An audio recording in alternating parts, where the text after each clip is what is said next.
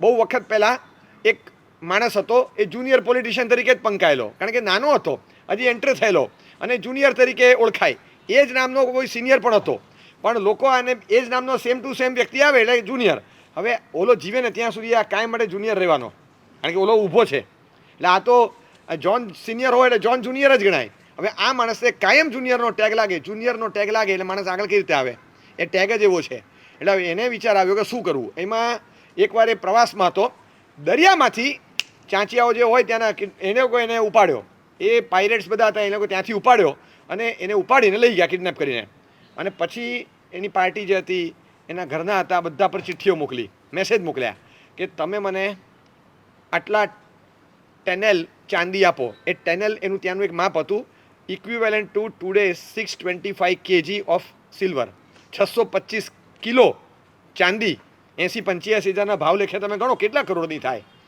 625 kilo ચાંદી તમે મોકલો, નહીં તો અમે આને પતાવી દઈશું. આને ખબર પડી રાત્રે કે મારા માટે આ રીતે આટલી મોટી એમાઉન્ટ એમણે માગી છે. એણે બધાને બોલાવ્યા. એ કે what have you demanded for me?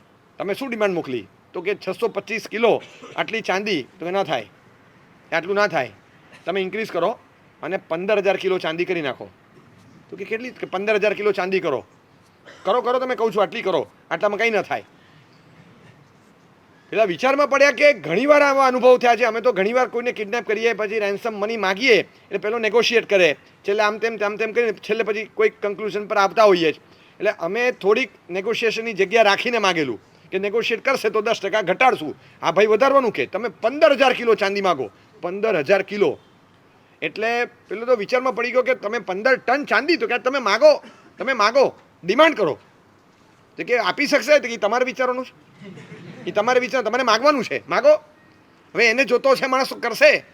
અને આને તો મૂકી લીધી ડિમાન્ડ અને સખત કામે લાગી ગયા બધા. કઈ રીતે વ્યવસ્થા કરવી, બધાની પાસેથી ઉઘરાવ તો આટલું બધું ભેગું ન થાય. ઘઉં ચોખા હોય તો બરાબર છે, 2 સ્ટોરમાંથી ઢગલા થઈ જાય, પણ આ ચાંદી હતી ક્યાંથી કરવાની? અને ત્યાં બધા પાર્ટીના ફેમિલી મેમ્બર્સ, ફ્રેન્ડ્સ, ફોલોઅર્સ બધા જ કામે લાગ્યા કે ભાઈ 200-500 ગ્રામ જે હોય ત્યારે ડોનેટ કરો. એક જાહેર ફંડ કરીએ છીએ સર્વસાધારણ ખાતાનું, આને બચાવવા માટેનું.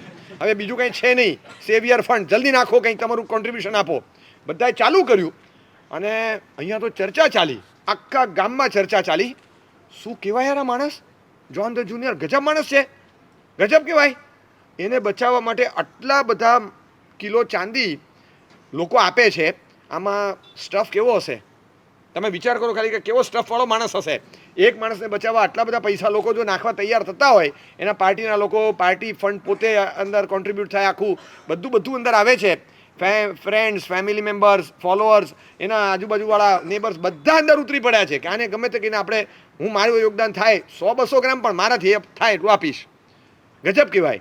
આની વેલ્યુ વધી ગઈ રાતોરાત, સુપરસ્ટાર આવી ગયો. અને પછી એ પોલિટિક્સના સિનારીઓમાં એની પછી જુનિયરની વેલ્યુ નથી. જુનિયર શબ્દની જે અસર હતી એ ભૂસાઈ ગઈ. એ કાયમ માટે એકદમ એક સિનિયર, મેચ્યોર્ડ અને એક સ્ટ્રેન્થવાળા પોલિટિશિયન તરીકે પ્રખ્યાત થયો. પછી એ સત્તા પર પણ આવ્યો. પણ એમને જ્યારે પૂછવામાં આવ્યું બહુ વખત પછી કે તે આ પ્રાઇસ કેમ વધારી, તો કે એટલા માટે કે આની પહેલાં પણ આવું ક્યાંક થયેલું, મેં વાંચેલું, સાંભળેલું. તો આટલી નાની કિંમતમાં તો જૂના સમયમાં પણ ઘણાને છોડાવેલા છે. મારી વેલ્યુ કંઈક એવી હોવી જોઈએ કે પે ધ પ્રાઇસ, તો ખબર પડે કે મારી વેલ્યુ શું છે. રાતોરાત વેલ્યુએબલ બનવા માટેનો આ એક તરકીબ હતી અને હું રાતોરાત પ્રસિદ્ધ થઈ ગયો. આ જે જોયું ને એટલે એમને એકદમ લાગી આવ્યું. આને છે ને વેબલેન ઇફેક્ટ કહે છે. વેબલેન ઇફેક્ટ એટલે કે છે કે જોસેફ વેબલેન એક માણસ થયો. એ માણસે આ એક ફિનોમિનન એવી રીતે વહેતું મૂકેલું કે બહુ મોંઘું હોય એ બહુ સારું હોય. બસ આ ટૂંકમાં કહીએ ને તો બહુ મોંઘું હોય એ બહુ સારું હોય. એટલે દાખલા તરીકે કાર્ટિયર, રોલેક્સ, અર્માની, આપણે જે પણ લાવતા હોઈએ તે, પણ એ બ્રાન્ડ આવે ને એની સાથે, મર્સિડીઝ. આમ તમે એમને જનરલ કંઈક લાવો અને કંઈક વસ્તુ એવી લાવો ટિક કરેલી, આમ બ્રાન્ડેડ હોય તો એની વેલ્યુ વધી જાય. બીકોઝ વી આર પેઇંગ મોર. વસ્તુ એની એ હોય, એવી જ લાગતી હોય, પણ એની કરતાં 4-5 ગણી પ્રાઇસ આપણે પે કરીને લાવતા હોઈએ એટલે એની વેલ્યુ એકદમ જબરજસ્ત લાગે. એટલે આ વેબનલ ઇફેક્ટ એ લોકો કહેતા હતા કે આવી એક ઇફેક્ટ એને આપી. અને ખરેખર આ પોલિટિશિયનની એવી ઇફેક્ટ દેખાઈ કે આટલું બધું જો આના માટે આપતા હોય તો ખરેખર એની વેલ્યુ કેટલી હશે. અને હોય જે વેલ્યુએબલ હોય એના માટે ઘણું વેઠવા તૈયાર પણ થઈ જતા હોય.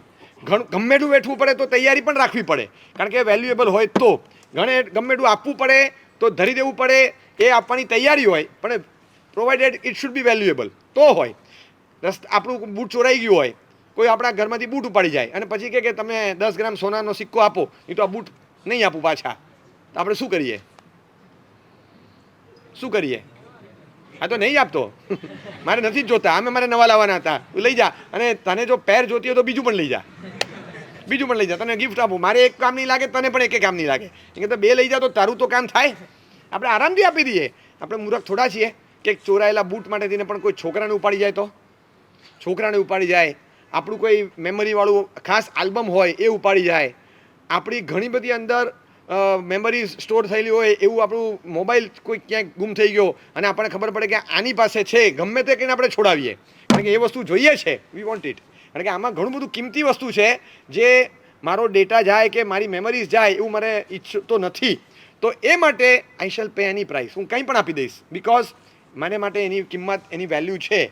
એવી રીતે જેના માટે હું વધારે પે કરું છું એ મોર વેલ્યુએબલ. આ એક ઇફેક્ટ ત્યારથી ચાલુ થઈ અને પછી અત્યાર સુધી ચાલે છે. પછી અત્યાર સુધી આપણે ઘણીવાર કહીએ ને, તબિયત કેમ છે? તબિયત સારી છે, પણ હવે મોટા ડૉક્ટરને બતાવવું પડશે. મોટા ડૉક્ટર એટલે 84 યર્સ ઓલ્ડ.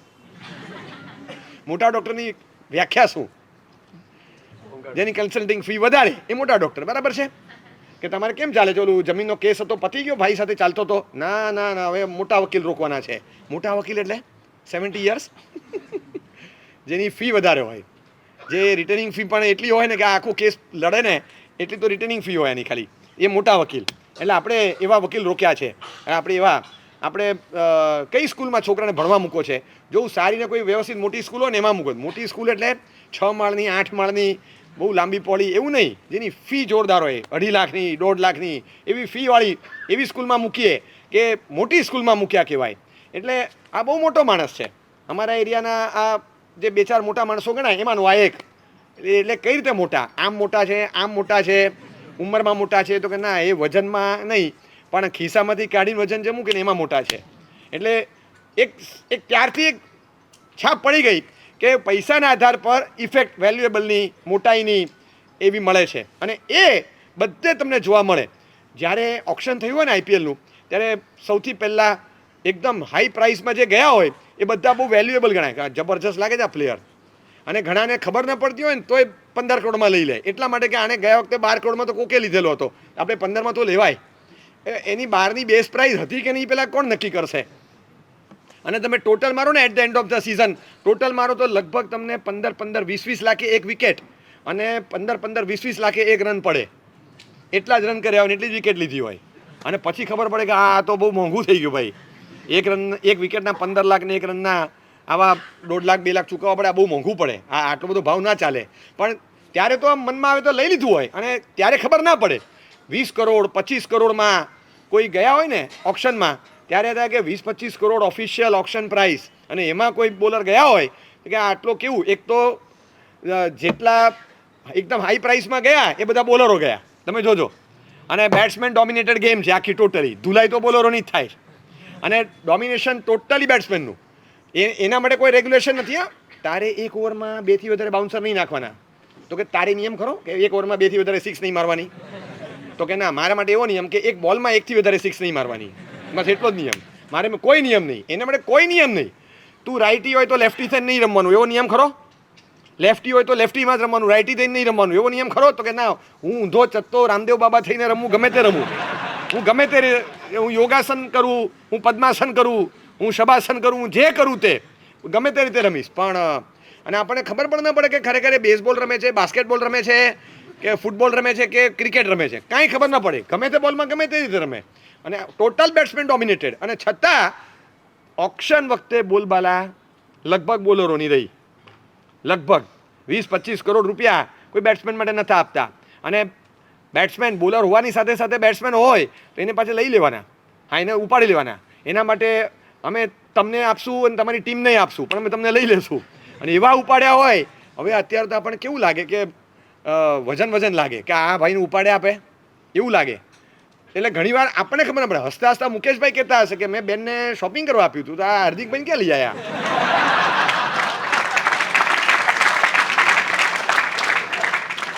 20 કરોડ રૂપિયામાં તો બીજું કેટલું આવી શકતું હતું, પણ એ 20 કરોડમાં એમ કે 100 કરોડ રૂપિયા જીટીને આપ્યા, એને રિલીઝ કરવાના, મુખ્ય ખેલાડીને રિલીઝ કરવાના, એમાંથી 50% પાછા આને મળે અને આપણે આપીએ જુદા. આટલું બધું મળતું હોય તો કોઈ પણ માણસ નાગરિકત્વ બદલે, એમાં ના નથી. અને એ બદલ્યા પછી પણ પાછું તમારી પરફોર્મન્સ, તમારી સ્કિલ એ બધું જોઈએ તો લાગે કે તમને આટલા કરોડો રૂપિયા આપ્યા, કેટલા લાખે એક રન પડે અને કેટલા લાખની એક વિકેટ પડે. આપણે શું પરફોર્મન્સ પૂરું થવા આવે ત્યારે ખબર પડે કે આમાં આપણે કર્યું શું. અને ત્યારે એમ કહેતા હતા કે સૌથી શક્તિશાળી વ્યક્તિ હોય તો જ માણસની પાછળ આટલા પૈસા નાખે ને, કારણ કે નાખનારો સૌથી બુદ્ધિશાળી છે.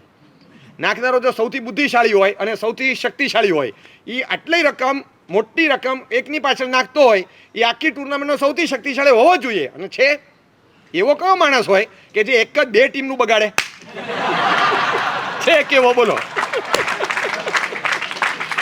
કોઈ માણસ એવો નહીં મળે. છે આખી ટુર્નામેન્ટમાં એવો કે જે 2 જણનું બેન્ડ વગાડે એકલો? એવો કોઈ ન મળે. એટલે એવા શક્તિશાળીની પાછળ ચિકાર પૈસા નાખી દીધા. અને આ બધું નાખ્યા પછી એ ભાઈએ કંઈ કર્યું નહીં. અને પેલા શશાંક સિંહ બચારો હાવ 20 લાખમાં વયો હતો. અને એમાંય પાછો લેવાનો તો બીજો, હા લેવાનો બીજો શશાંક સિંહ હતો. ભૂલમાં આ શશાંક સિંહ માટે પ્રાઇઝ અપાઈ ગઈ, ઓક્શનમાં આદેશ અપાઈ ગયો 1 વાર, 2 વાર, 3 વાર. અને પછી જાહેરાત પછી ખબર પડી કે આ તો એકચ્યુઅલી ઓલા શશાંક સિંહ, એક આ બાજુનો છત્તીસગઢનો હતો, એક બીજો હતો, લેવાઈ ગયો. એનું લેવાનું નહોતું. ઓક્શનર્સે ના પાડી કે હવે આમાં ચેન્જ નહીં થાય, તમે જે મૂક્યું એ જ થયું. હવે એ તો ભાઈ ફ્લુક આવી ગયેલા હતા, આમાં હતું જ નહીં. જે લેવાનું હતું કંઈક આવી ગયું બીજું કંઈક. અને એ શશાંક સિંહની જગ્યાએ આ શશાંક સિંહ આવી ગયો. એ ભાઈ ચાલી ગયા. હવે ખબર નહીં ઓક્શનમાં શું થાય. ત્યારે તો સાવ બેસ્ટ પ્રાઇઝમાં 20 લાખમાં મળી ગયા હતા. પણ 20 લાખમાં મળેલો છોકરો આપણે એમ લાગે કે આ તો આપણે લીંબુના ભાવમાં કેરી લઈ આવ્યા એવું જ લાગે. કેસર કેરી લઈ આવે લીંબુના ભાવમાં, આટલું લાગતું જ નહોતું. કારણ કે આપણે કેસર કેરી સમજીને જે લાવ્યા હતા એ સારું લીંબુ જેવું નીકળ્યું. અને એની સામે લીંબુના ભાવમાં જે લાવે એ કેરી નીકળે કેવું લાગે. એટલે ખુશ થઈ ગયા આ લોકો. મોરલ ઓફ ધ સ્ટોરી, વેબનલ ઇફેક્ટ છે ને, તમે ગમે ત્યાં જાઓ તો એ વેબનલ ઇફેક્ટમાં તમે ગમે પ્રાઇસ તમે જે ખર્ચી એ વર્કઆઉટ થશે કે નહીં થાય એ ભરોસો નથી. છેલ્લે પરફોર્મન્સ જોવાનું છે. આખા મોરલ ઓફ ધ સ્ટોરીમાં તમને દેખાય કે તમે જેની પાછળ આટલું નાખ્યું તો એ મોસ્ટ વેલ્યુએબલ પ્લેયર તરીકે આવશે કે નહીં એની ખબર નથી. એ ખબર નથી કે આવશે. તમે નાખ્યા પૈસા, પણ એ પૈસા એપ્રોપ્રિએટલી એટલા જ પાછા ઉગી નીકળશે કે કેમ, અને ખબર નથી. કારણ કે દરેક પોતાના પરફોર્મન્સના આધારે પોતાની પણ એક વેલ્યુ પ્રસ્થાપિત કરતા હોય છે. એ પ્રસ્થાપિત કરનારા વેલ્યુ હોય એ પ્રસ્થાપિત કરતા હોય. તમને જેમ આપતા હોય ને કે ભાઈ એક ટીમ મેમ્બર તમે ડ્રીમ 11માં ચૂઝ કરો તો એના આટલા પોઈન્ટ, કેપ્ટનના આટલા પોઈન્ટ, વાઇસ કેપ્ટનના આટલા પોઈન્ટ, પછી 3 વિકેટ લે તો આટલા પ્લસ કરવાના, 4 વિકેટ લે તો આટલા પ્લસ કરવાના. એ તમે સ્ટ્રાઇક રેટના આટલામાં પ્લસ કરતા જાઓ. જેમ પોઈન્ટ્સ વધતા જાય એવી રીતે જો દરેક પ્લેયરના પરફોર્મન્સ આધારિત પોઈન્ટ્સ નક્કી થયેલા હોય કે તમે આટલા વેલ્યુએબલ, તમારી વેલ્યુ એડ થાય, તમારા બેઝિક પોઈન્ટ્સ આટલા હોય કે ભાઈ 60 બેઝિક પોઈન્ટ્સ, અને પછી તમારી એક સારી ઇનિંગ હોય, 30sમાં આઉટ થાવ તો આટલા વધે, 40sમાં જાવ તો આટલા વધે, સ્ટ્રાઇક રેટ આટલો હોય તો આટલા વધે, એકચ્યુઅલ એના આટલા વધતા હોય. અને પછી એને વેલ્યુ ત્યારે કરવામાં આવે અને એ વેલ્યુએશનના આધારે તમને પ્રાઇસ મળે. જો આવું હોય ને તો વ્યાજબી દરે તમને સારો માલ મળે. લગભગ એવું થાય. વ્યાજબી દરે સારો માલ મળે અને સારા માલના સારા ભાવ પણ આવે. આમાં તો આપણે ગમે તે વસ્તુ ન ખર્ચી નાખે. આપણને મન થયું આપણે લઈ આવ્યા, સોનાના ભાવે ચાંદી લઈ આવ્યા, ચાંદીના ભાવે સોનું લઈ આવ્યા. આપણે એટલી ખબર હોય કે બંનેનો ભાવ લગભગ 85 જેવો છે, પણ એકમાં તોલો આવે, એકમાં કિલો આવે. એ ખબર હોવી જોઈએ ને પાછી. કિલો ના અપાય ત્યાં તોલાના ન અપાય. એટલા આપણે ઘણીવાર 1 તોલા માટે 1 કિલો ધરી દીધા હોય. એવી રીતે આપીને આપણે ચાંદી લઈ આવ્યા હોય સોનાના ભાવથી. એવી રીતે ખરીદીને લાવ્યા હોય તો વેલ્યુ નથી થતી. લાઈફમાં પણ આઈપીએલ જેવું છે કે તમારા માટે જે પણ ખર્ચ્યું હોય ને, જો એક વસ્તુ છે, દરેકના તમારા પરફોર્મન્સ માટે, તમારા સ્કિલ ડેવલપમેન્ટ માટે ઇનપુટ્સમાં પપ્પા મમ્મીથી લઈને બધાએ નાખ્યા જ કંઈક પૈસા. તમે એન્જિનિયર થાઓ કે તમે CA થાઓ કે તમે MBA થાઓ કે તમે બહાર જઈને ભણો, એ માટે ઇન લેક્સ દેવ સ્પેન્ડ, બધાએ ઘણું નાખ્યું છે. આપણી તો ઘરની ફ્રેન્ચાઇઝી છે એટલે આપણે બીજું કંઈ કરવાના નથી, પણ એટલીસ્ટ આપણા મન પર એટલો ભાર તો હોવો જોઈએ ને. આ લોકો જેવું રખાય કે ભાઈ મારા માટે આટલું બધું નાખે છે, એમાંય વર્થ, હું ખરેખર એ માટે વર્થ છું કે મારી પાછળ આટલું બધું નાખે છે. એ લોકો મારી પાસેથી એવું શું એક્સપેક્ટ કરે છે, એક્સ્ટ્રાઓર્ડિનરી એવું શું એક્સપેક્ટ કરે છે કે જેના માટે મારા પાછળ આટલું બધું નાખી રહ્યા છે, આટલું બધું, અને હદ બહારનું નાખ્યા પછી એ મારી પાસે એવું શું એક્સપેક્ટ કરી રહ્યા છે. પપ્પાને બસ એમ છે તું આપ નીટની એક્ઝામ, તું નીટ ક્લિયર કર, નહીં થાય તો આપણે 20-25નું ડોનેશન આપશું પણ તને મળશે જ. હવે નીટની એક્ઝામ આપી, ગવર્મેન્ટ કોલેજમાં નહીં મળ્યું, જવું તું, થોડા માટે રહી જતું તું, મનગમતી કોલેજમાં જવા માટે એક્સ્ટ્રા બીજું ફળ નિવેદ ધરીને પણ આપણે જઈ આવ્યા, અને એટલું બધું કર્યા પછી પણ આપણે પાછું કેવા તૈયાર થશું એ ખબર નથી. તો આપણા માટે કોકે શું એક્સપેક્ટ કરેલું, બધું પોતાનું વર્ષોનું ભેગું કરેલું ફટાક કરતું ધરી દે, અને ત્યારે થાય છોકરો ભણીને તૈયાર થયો, MBBS ડૉક્ટરનો દીકરો, અને સ્પેશિયલ કેટેગરીમાં એક આંખના સ્પેશિયાલિસ્ટ ડૉક્ટર તરીકે તૈયાર થયા. અને તૈયાર થયા પછી ઓપ્થેલ્મોલોજીસ્ટ બન્યા પછી એમની આંખની એક ક્લિનિક હતી, આખું એક ફ્લોર લીધેલો બિલ્ડિંગમાં, અને એનું ઓપનિંગ હતું. ઓપનિંગ વખતે રિબિન કપાઈ, બધા ફ્રેન્ડ્સ ને મિત્રોને બધા આવેલા, 150 જણા હતા. અને એ વખતે એમના ફાધર બેઝિકલી MBBS, ત્યાં 2 ક્લિનિક એમના છે, એક આ બાજુ એક આ બાજુ, બંને ક્લિનિકમાં 4-4 કલાક રોજ બેસવાનું. હવે એમને 5 મિનિટ એક સ્પીચ આપી, બહુ સરસ સ્પીચ હતી. એમાં એક વાક્ય એમણે બહુ સરસ કીધેલું કે વર્ષોથી બંને ક્લિનિકમાં મહેનત કરીને પ્રેક્ટિસ કરીને જે કમાયા એ બધું આ એક ફ્લોર લેવામાં પૂરું કરી દીધું. બસ આ એક ફ્લોર લીધો છે, એ વર્થ પુરવાર થાય એટલું બેટા કરજે. આ બધાની વચ્ચે એણે દીકરાને ભારપૂર્વક કીધું કે મારી આટલા વર્ષોની જે ક્લિનિક પરની મહેનત હતી એ કોઈ જ એવી માલ પ્રેક્ટિસ મેં કરી નથી, મારા મોરલ્સને સાચવીને ચાલ્યો, અને એમાં હવે બેટા તું એવું કરજે કે મને એમ થાય કે આના માટે ખરેખર એક ફ્લોર લેવા જેવો છે. મેં લીધો છે, મને ખબર નથી તારું પરફોર્મન્સ, પણ મેં એક વિશ્વાસથી લીધો છે, તું આ કરજે. બહુ સરસ વાત કરી. એટલે છોકરાએ પૂછ્યું કે પપ્પા તમે શું એક્સપેક્ટ કરો છો, કહી દો આજે. એણે કીધું કે ખરેખર જરૂર હોય ત્યાં ઓપરેશન થાય, અને જ્યાં જરૂર હોય ત્યાં તારું કોપરેશન પણ મળે પેશન્ટને. દિલથી બધા તારા સ્વજન છે ને એવી રીતે ટ્રીટમેન્ટ આપજે. તારી પાસે જે આવનારા છે આંખની પીડાને તકલીફો લઈને આવશે, તો આપણી પાસે જો દ્રષ્ટિ હશે તો લોકોને દ્રષ્ટિ આપી શકશું, પણ આપણી પાસે દ્રષ્ટિ હોવી જોઈએ. આપણે બધાનું સારું કરવા માટે ઘણા બધા સપના જોયા હતા, હું મોટો થઈને આમ કરીશ. તું કમાજે એની ના નથી, પણ એવું કંઈ ન કરતો કે મને એમ થાય કે આ બધા કામ માટે મેં પૈસા નહોતા ભેગા કર્યા, મારા બધા પરસેવો પાડીને ભેગા કરેલા છે, એ બધા મેં આ છે ને આ ફ્લોર લેવામાં, આ એસ્ટેબ્લિશમેન્ટમાં પૂરા કરી દીધા છે. આજે બેક ટુ સ્ક્વેર, પાછું હું ફ્રોમ ધ સ્ક્રેચ મારે શરૂ કરવાનું છે. આજે મારી પાસે કંઈ નથી હવે બેલેન્સમાં, અને at the age of 55 plus એ પપ્પાએ બધું નાખી દીધા પછી ફરી પાછી મહેનત કરીને હવે પાછું આપણે ઊભું કરશું. આ એક જવાબદારી કે જે માટે મારા માટે કોઈકે આટલું ઇન્વેસ્ટ કર્યું છે, તો એમાંય વર્થ, મારી પાછળ આટલો ભોગ આપ્યો હોય તો એ માટે ખરેખર હું વર્થ છું કે નહીં. ખાલી છે ને એકવાર આપણા વિચાર પણ આવે ને, જિંદગીમાં ક્યાંક ખોટા કામ કરવા જતા હો, કોઈ ખોટી જગ્યાએ જતા હો, કે ખોટા કામ માટે ખોટી જગ્યાએ પગ વળી ગયો, વળતા ખાલી વિચાર આવ્યો, આપણે તો કેવા કે મન થાય તો પીવાયસમાં જઈએ, મન થાય તો પીવાય જઈએ, બસ એ સાયલેન્ટ હોય ત્યાં આગળ. અને ક્યાં ગયા હતા તો કે પહેલાં PYS માટે અને પછી પીવાય, બસ અમે તો બધે જઈએ ભાઈ. એટલે સબ બંદર કે વેપારી, અને ગમે ત્યાં જો પહોંચી ગયો માણસ, અને ક્યાંક એને યાદ આવ્યું કે આપણે ક્યાં ગયા હતા, અને એ દિવસે તમને લાગે કે આટલી બધી વ્યવસ્થા અમારા માટે કોઈ ભાઈ દર રવિવારે 1,00,000-1.5 લાખ રૂપિયા ભાડું ભરવું પડે તો ભરવા તૈયાર, અમારા માટે 1,00,000, 1.5 લાખ, 2 લાખના ખર્ચા કરીને દર વખતે જમવાની વ્યવસ્થાના બધું કરવા માટે કોક તૈયાર, અમારા માટે મારા સાહેબ દિવસ રાત ઉજાગરા કરીને મહેનત કરીને અમને સારું મટીરિયલ આપવા તૈયાર.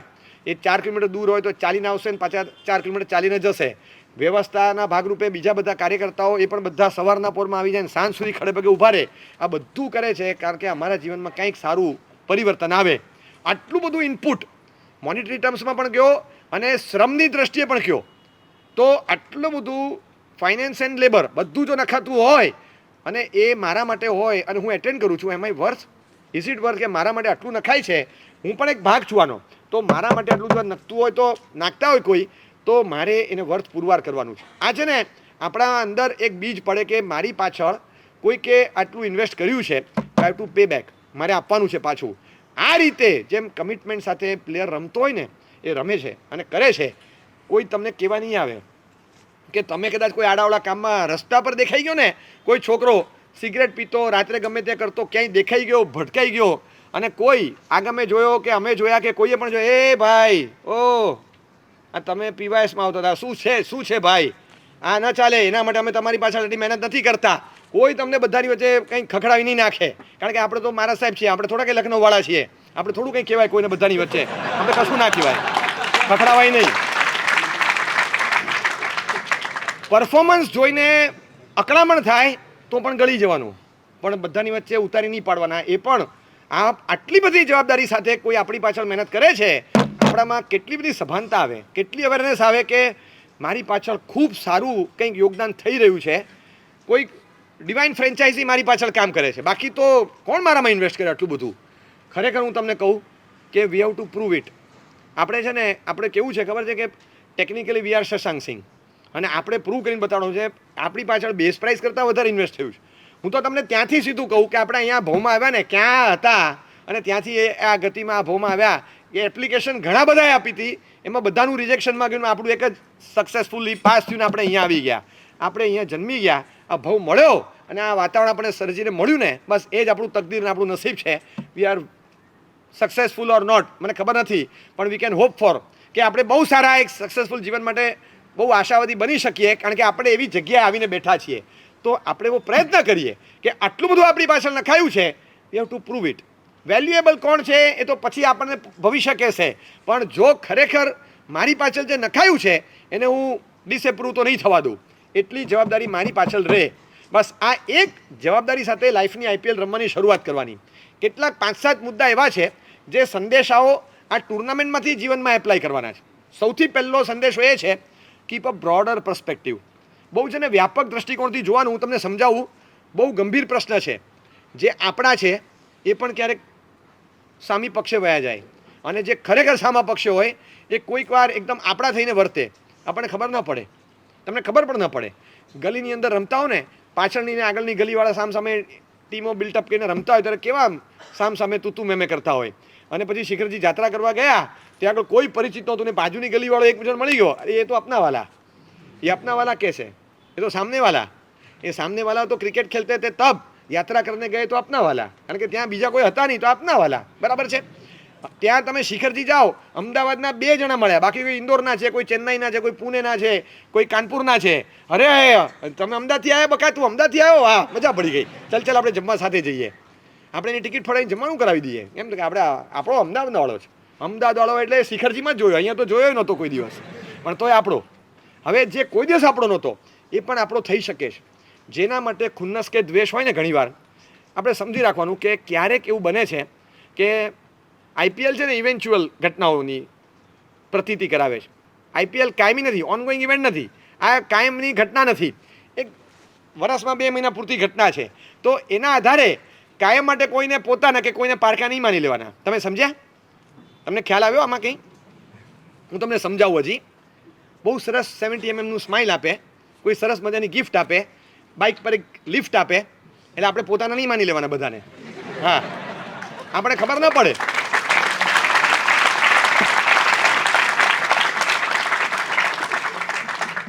એક્સેપ્ટન્સ જુદું, એડોપ્શન જુદું. There is a difference between acceptance and adoption. Acceptance તો ટાઈમ બિંગ પણ હોય, એડોપ્શન એટલે માથે ભાર આવી ગયો, હવે નભાવો. હવે એક્સેપ્ટન્સ છે ને, તમે એને ગળી ખાવ ચાલે, એડોપ્શનમાં તો મેન્ટેનન્સ સાથે જ આવે બધું. હવે ભોગવો ભાઈ, એટલે બધું સાથે માથા પર આવે. અને આપણે કોઈ આપણા નહોતા એને આપણા માની લીધા, અને પછી પાછળ કાયમ માટે આપણે કરવાનું. કાયમ માટે થોડું હોય. સાચું કહેજો, રશીદ ખાન વિકેટ લે, તમે બધા તાળી પાડો એમ? રશીદ ખાન વિકેટ લે, ગુજરાતનો પ્રેમી તાળી ના પાડે? પાડે છે ને, જસ્ટ બીકોઝ કાળું ટી શર્ટ પહેરી લીધું એમ. કાયમ માટે તમે શપથ લેશો કે જ્યારે જે ગ્રાઉન્ડમાં જેની ને તેની સામે રશીદ ખાન વિકેટ લે સામે તાળીઓ પાડશો. બોલો, પાડશો કાયમ? કેમ નહીં? હા, ગુજરાત વતી રમે તો જ, બાકી જો એ સામે ગયો તો અમે એન્ટી રશીદ ખાન. એટલે આપણું એમ ઠેકાણે છે કે આને આપણો મનાય ત્યાં જ મનાય, બધે ન મનાય. ખ્યાલ આવ્યો? આ ઇવેન્ચ્યુઅલી. હા, બસ આટલી અકલ રાખવાની. ક્યાંક આપણે ભેગા થયા હતા, એક એસાઇનમેન્ટ હતું, 6 જણાએ ભેગા મળીને કરવાનું હતું, એમાં 4 ને 2 ભેગા થઈને કરતા હતા. એ 4 ને 2 ભેગા થઈ એસાઇનમેન્ટ પૂરતા જ હતા ભાઈ. એ કાળું ટી શર્ટ હતું તો ગુજરાત જીટી કરીને ભેગા થઈ ગયા હતા. એ કાયમ માટે રશીદ ખાન આપણો ન હોય, એટલું તો બધાય ઠેકાણે રાખવાનું. આમાં શું થાય કે આઈપીએલ પત્યા પછી રશીદ ખાન મારો એ તકલીફ ત્યાં થઈ જાય. આઈપીએલ પતી ગઈ હોય, ઇન્ડિયા અફઘાનિસ્તાન ચાલે, મા બાપ કે અહીંયા નહીં, તો કે અહીંયા જ. કેમ? તો કે આપણે તો આપણો છે. અરે પણ આઈપીએલ હતી ત્યાં સુધી બરાબર હતું, અમે સાથે ભણતા, કે ભણવાનું પતી ગયું ને, બસ પતી ગયું. તો કે ના, ભણવાનું પતી ગયું પછી તો હવે બીજું શરૂ થયું છે, ઘણું બધું ચાલે છે. તમે એક સમજો, ભણતા હતા ત્યારે સબ્જેક્ટ્સ હતા, હવે લાઈફનો ઓબ્જેક્ટ છે આખો નજર સામે. હવે એક સબ્જેક્ટિવ આઇટમ, હવે એક ઓબ્જેક્ટિવ આઇટમ સાથે હું ભણું છું. બસ હવે મારે તો લાઈફ અહીંયા જ આપવાની છે. અને ખરેખર હું તમને કહું કે રશીદ ખાનની સામે પ્લાન કરવા માટે કોહલી, રોહિત બધા ભેગા થઈને પ્લાન કરતો જે એકચ્યુઅલી આપણા છે. અને તે વખતે કે તું રહેવા દે, હવે તું રહેવા દે, આ અમારો, તું ક્યાં અમારો છે. હવે પેલા આઈપીએલના સંસ્કાર બોલતા હોય ને એટલે આ બચારો સાંભળે નહીં. આ ચાલે ખરું? મમ્મી પપ્પા કહેતા હોય ને એનું આપણે ન સાંભળીએ, કારણ કે એ તો કોહલી ને રોહિત છે. એ વખતે આપણને લાગે કે બીજી ટીમના છે પણ મૂળમાં આપણા છે. અને એ આપણે સમજાવે કે ભાઈ તું જે માને છે ને એ 2 મહિના પૂરતું કાલું ટી શર્ટ પહેરે તને તારો લાગે, બાકી નથી ભાઈ તારો, તું સમજ. પણ આ સેન્સ આપણને ના આવે. આ એક બહુ બ્રોડ પર્સપેક્ટિવ રાખવાનું કે કોઈ માણસ એને કાયમ માટે છે ને આપણે પારકો ના માનીએ, પણ કાયમ આપણો ન માનીએ. અને તમે જેને માનતા હતા એ ક્યાં તમારો રહ્યો, અને જેને તમે પારકો આપણો માનતા હતા એ ક્યાં તમારો કાયમ રહેવાનો છે. ભવિષ્યમાં એ જ તમારી વિકેટો લેવાનો છે. અને ત્યારે તમને આંખમાંથી આંસુ પડશે, યાર ખરા ટાઈમે યાર 2 વિકેટ લઈ ગયો. આ જ માણસ હતો, એ વિકેટ લે ત્યારે તમે ચીયરઅપ કરતા હતા. હવે એ જ માણસ પાછો વિકેટ લેતો તો આંખમાંથી આંસુ પડે. ડિપેન્ડ્સ કે એ કોના વતી રમે છે. બસ એટલે એ કોના વતી રમે છે, એ મારા વતી રમતો હોય તો બરાબર છે. તો જે વખતે તમારા વતી તમારા પપ્પા મમ્મી રમતા હોય એવું તમને લાગે ને, એ વખતે એમની ઓપોઝમાં નહીં ઊભા રહેવાનું. આ પહેલું લાઈફ લેસન મળે છે કે એ લોકો જો તમારા વતી રમતા હોય એવું તમને લાગે કે on behalf of you they are playing, તો પછી એમના ટ્રાયલને આપણે સપોર્ટ આપવાનો, કારણ કે એ આપણા વતી કરી રહ્યા છે. આ એક બ્રોડ પર્સપેક્ટિવ રાખવો પડે. સંકુચિત દ્રષ્ટિથી ના જોવાય કે મને મારી રીતે બેસે એટલું જ હું કરીશ. એક ઇવેન્ચ્યુઅલી કોઈક ઘટનામાં આપણે ભેગા હતા એટલે લાઈફ ટાઈમ ભેગા રહેવાના સોગંદ ન લઈ લેવાય. તમે સમજ્યા? આ કાયમ માટે ધ્યાનમાં રાખવાનું. ખાલી એક કોઈ મેરેજ લાઈફ કે લાઈફ પાર્ટનરની વાત નથી. ઘણા બધા કિસ્સાઓ છે. કોઈ ખોટો મિત્ર સોબત થઈ ગઈ. ક્યારેક આપણે કોઈ સાથે હતા, એસાઇનમેન્ટમાં સાથે હતા, કોઈ કોર્સમાં સાથે હતા, ક્લાસીસમાં સાથે બેસતા હતા ભેગા, રૂમ પાર્ટનર સાથે હતા MJVમાં. હવે એ વખતે ખબર નહોતી ને પછી ખબર પડી કે આ મિત્ર રાખવા જેવો નથી, હવે છોડી દેવાનો, તો એ છૂટે નહીં. ત્યારે ઘણા કહે કે તું સાવચેતી જ રહેજે, આની સાથે મિત્રતા નહીં રાખતો, સેફ ડિસ્ટન્સ રાખ. તો કે ના, આ તો કાલું ટી શર્ટ પહેર્યું લાપડો. પછી આપણને મનમાં બેસવું જોઈએ કે ખરેખર આપણને કહેનાર જો ખરેખર આપણા વતી કહેતા હોય અને આપણા તરફી રમતા હોય, ભલે મને સામી પાર્ટીના લાગે પણ મૂળમાં એ વ્યક્તિ આપણી છે. જે વખતે જો એક વસ્તુ છે, બહારનો માણસ ગમે એટલું તમારું બોલશે ને તો પણ you know is an outsider, બરાબર. મમ્મી ને પપ્પા તમારી ઓપોઝિશનનો એક અલગ મત ધરાવતા હશે તો પણ એ તમારા ઘરની વ્યક્તિ છે, બરાબર છે. મૂળમાં તો કોહલી ને રોહિત છે તો આપણા ને. ભલે ને ટી શર્ટ અલગના કલર જુદા હોય પણ લોહીનો કલર એક જ છે, એમાં કંઈ ફરક નહીં પડે. એટલે મૂળમાં આપણા જે હોય એને એક કોઈક વાર ઓપિનિયન જુદો પણ પડે ને ત્યારે આપણા ઓપિનિયનને એમની સાથે ટેલી કરવાનો પ્રયાસ કરવાનો. એમ નહીં વિચારવું કે આ બીજા છે ને આ આપણો છે. આ આભાસિક આપણો અને કાયમી આપણો, આ બેમાં ફરક હોય. આઈપીએલમાં આભાસિક આપણા ઘણા બધા દેખાય, પણ કાયમી આપણા જે હોય એ કોઈક વાર સામસામે આવતા દેખાય, પણ મૂળમાં એ આપણા કાયમી છે. બસ આટલું છે ને એક લાઈફ લેસન રાખવાનું કે જીવનમાં. અને આ લાઈફ લેસન રોજ માટે છે, ખાલી મધર્સ ડેના દિવસે નથી. કાયમ માટે યાદ રાખવાનું કે ઓલ ટાઈમ કે જે મારા છે એ મારા જ હોય, અને એ મારી સામેનો અભિપ્રાય ધરાવતા હોય, મારી કરતાં જુદો અભિપ્રાય ધરાવતા હોય તો પણ એ મારા છે. બિકોઝ એ લોકોને અમારા સિવાય કોઈ રસ જ નથી. અમારી પ્રગતિ સિવાય એમને બીજું કંઈ સૂચતું પણ નથી. એમને આ જ વસ્તુ અંદર છે મનમાં કે ગમે તે થાય પણ અમારા માટે થઈને ભોગ આપશે. આ બધો ભોગ આપવાનો, વર્ષોની મહેનત કરીને કમાયેલા પૈસા એક ઝટકે આપી દીધા. કોણ આપે છે આ રીતે? એ અમારા માટે આપ્યું છે. તો આટલું જે થઈ દેતા હોય એને પોતાના આપણા માનવાના. આ પહેલું એક લાઈફ લેસન આપણને મળે છે, બહુ સરસ લાઈફ લેસન છે. આઈપીએલમાં બહુ જ મહત્વનું છે ક્રીઝનું મહત્વ. તમે સમજો છો કેટલું મહત્વનું છે? એટલું મહત્વનું સ્થાન છે. તમે ક્રીઝની બહાર ઓવરસ્ટેપ કરો તો નો બોલ આવે છે, એક્સ્ટ્રા બોલ નાખવાનો, એક્સ્ટ્રા રન આપવાનો અને ફ્રી હિટ આપવાની. તમે સેજ પહેલાં આડી લાઇનની બહાર જાઓ તો નુકસાન, ઊભી લાઇનની બહાર જાઓ તો 2 હાથ આડા થઈ જાય, એક વાઇડનો રન જાય, એક વાઇડનો બોલ એક્સ્ટ્રા મળે. તમે ક્રીઝની બહાર ઊભા રહો તો પાછળની દાંડિયા ઉડાડી દે. કેટલા હોશિયાર થઈ ગયા છે. ઓલો બચારો તમને બાંધવા માટે યોર્કર નાખે એટલે બેટ્સમેન ક્રીઝની બહાર જ 2 ફૂટ આવીને ઊભો રહે ને એને ફૂલ ટોસમાં કન્વર્ટ કરે. એટલે ફાસ્ટ બોલિંગ હોવા છતાં પેલો સ્ટમ્પની પાછળ આવીને ચીટકી જાય વિકેટ કીપર. એ કે આવ લે, તને ક્રીઝમાં હમણાં લઈ આવું. વિકેટ કીપરને ખબર છે કે આને ક્રીઝમાં કઈ રીતે લવાય. સમજ્યા? વિકેટ કીપર દૂર હોય ને એટલે ભાઈ ક્રીઝની બહાર જાય. અમે તમને નજીક લાવીએ છીએ ને એનું કારણ છે વિકેટ કીપર નજીક આવે એટલે પેલો ક્રીઝમાં આવે. હા, ક્રીઝમાં આવે, છૂટકો છે. થાય ક્યાં?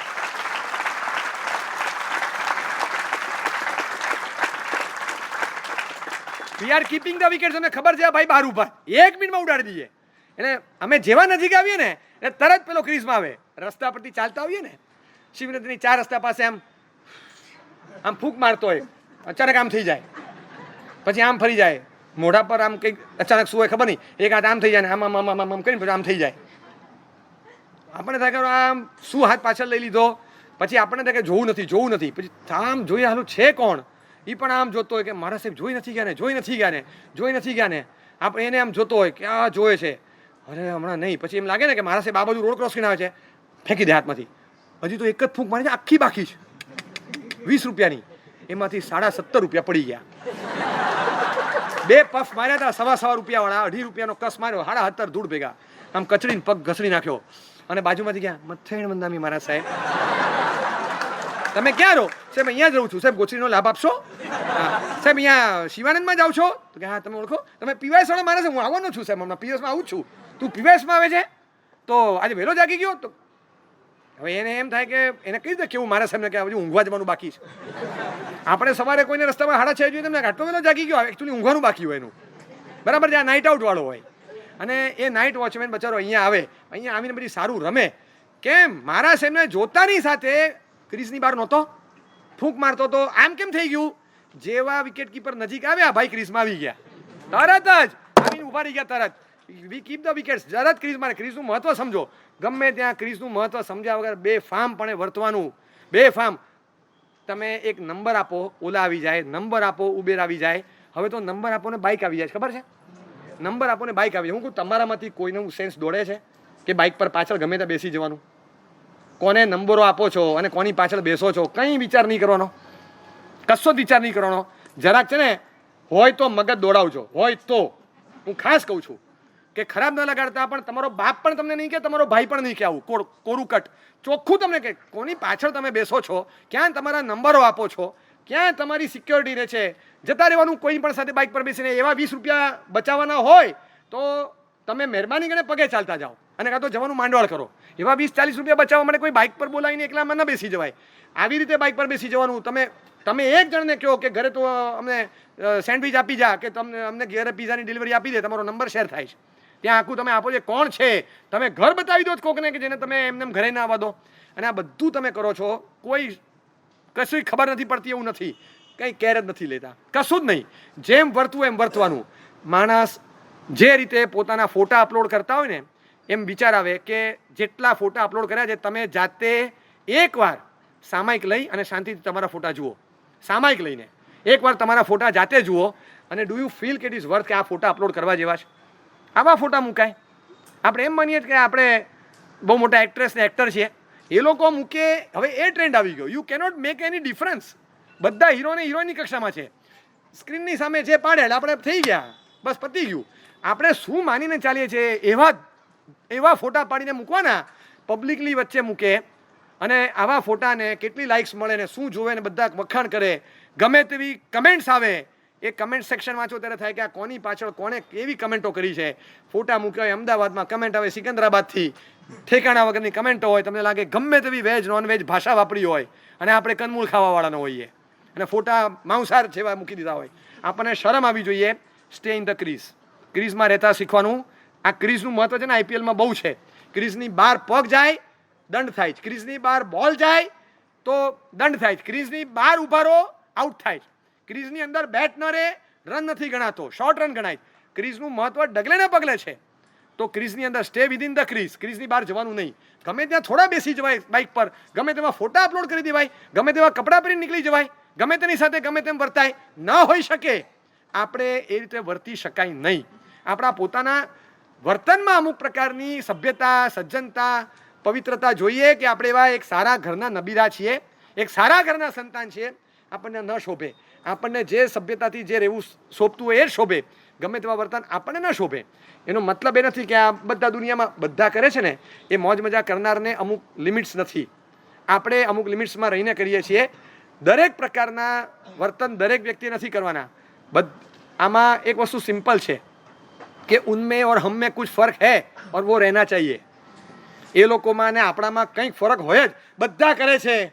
ઉનમેં ઓર હમ મેં કુછ ફર્ક હૈ ઓર વો ફર્ક રહેના ચાહીએ. એ લોકો એ પીવાયસ નથી ભરી, તમે પીવાયસ ભરી છે. એ લોકો એવા કુળમાં નથી જન્મ્યા, તમે એવા કુળમાં જન્મ્યા છો. તો એમને એવા મા બાપ કદાચ નહોતા મળ્યા, તમને કદાચ એવા મા બાપ મળ્યા છે. એમને કદાચ એવો ઢાળ મળ્યો તો તમને એવો ઢાળ નથી મળ્યો. તમે કદાચ એવા સ્વભાવના નથી, ક્યાંક ઢસડાઈને પરાણે એવા સ્વભાવના છૂટા ન થાવ, લિબરલ ન થાવ કે જાતને વધેરી નાખીએ, એવા ગમે તેવા ફોટા અપલોડ ન કરીએ, ગમે તેવા કપડાં ન પહેરીએ, ગમે ત્યાં કેળાની છાલ નાખીએ કે જેના પરથી કોઈ લપસી જાય, એ નાનું પાપ છે. પણ એવા ફોટા નાખીએ કે જેના પરથી 100 જણા લપસી જાય, બહુ મોટું પાપ છે. જિંદગીમાં ક્યારે પણ આવું પાપ ન કરાય. કદરૂપા અને જિંદગીમાં આપણું મોઢું જોવું ક્યારેય ન ગમે ને એવા અવતાર મળે, કે એવા અવતાર મળે કે જ્યારે કોકને કેળાની છાલ નાખી નાખીને લપસાવ્યા હોય, માંડ બચારો સખડો ચાલતો હોય, બે નખરા કરીને આપણે કોકને લપસવાની તક આપી. એવા શું કામ આપણે ધંધો કરીએ? આપણે ઈચ્છીએ કે બહુ બહુ સારા સજ્જનોને પણ ગમે એવું સ્વચ્છ અને પવિત્ર કેરેક્ટર આપણું હોય. રૂપ હોય એ પુણ્યની નિશાની છે, પણ રૂપનો દેખાડો ને આડંબર હોય એ પાપોદય છે. એ બીજાને લપસાવવા માટે નથી. આપણે પણ એવી વસ્તુ પોસ્ટ નથી કરવી. લગ્ન થતા હોય ત્યારે પ્રી વેડિંગમાં એવું હોય કે લગ્ન 12 મહિના પહેલાં થઈ ગયા હોય, એવા તો પ્રી વેડિંગ શૂટ કરાય. આમ ખબર જ નથી પડતી કે તમે પ્રી વેડિંગ શૂટ જુઓ છો કે પિક્ચરનું રીલ જુઓ છો. તમને એવું લાગે ક્યાં જઈને ઓલાને 3 લાખ રૂપિયા આપીને 4 જણને ટીમ મેમ્બર, ક્રૂ મેમ્બર લઈને ફરતો જ હોય બધા શૂટિંગ માટે. અહીંયા 10 સેકન્ડ, અહીંયા 20 સેકન્ડ, અહીંયા 15 સેકન્ડ માટે થાંભલે ચડે, 10 સેકન્ડ માટે આમ ચડે, 15 સેકન્ડ માટે કે અહીંયા આગળ ઊભો રહે, એક પગ આમ એક આમ અધર આકાશમાં રાખે ને શું બધા નખરા કરે ને, ઓલા એર બલૂનમાં ચડે ને, અહીં ચડે ને, અડધો બહાર ઝૂકી જાય ને, એવું બધું કરતો હોય. જાણે આપણે નાના હતા ત્યારે આપણા પપ્પા આમ પકડીને કેવા હાથમાં લઈ લેતા હતા. પછી એવા બધા નખરા હોય, એવા બધા નખરા. ભલા બચારો પડ્યો હતો.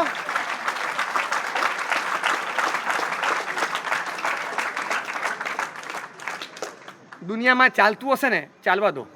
આખી દુનિયા આપણે નથી બદલી શકતા, પણ એટલું છે કે મારી ખબર છે, મને ખબર છે, મારી જાતને સ્વચ્છ કરવાની છે. વર્ષે 2 વર્ષે છે ને એક વાક્ય દર વખતે સંભળાવું છું. આજે ફરી સંભળાવીને પછી પૂરું કરું છું કે માના કે અંધેરા ઘના હે. બહુ ઘનઘોર અંધારું છે. આવું છે ને સ્વચ્છ વાતાવરણ બધાના જીવનમાં રહે એવું બધાને ઇનપુટ્સ નથી મળતા, આપણને મળ્યા જ. માના કે અંધેરા ઘના હે લેકિન દિયા જલાના કહા મના હે. તમે પ્રગટાવો.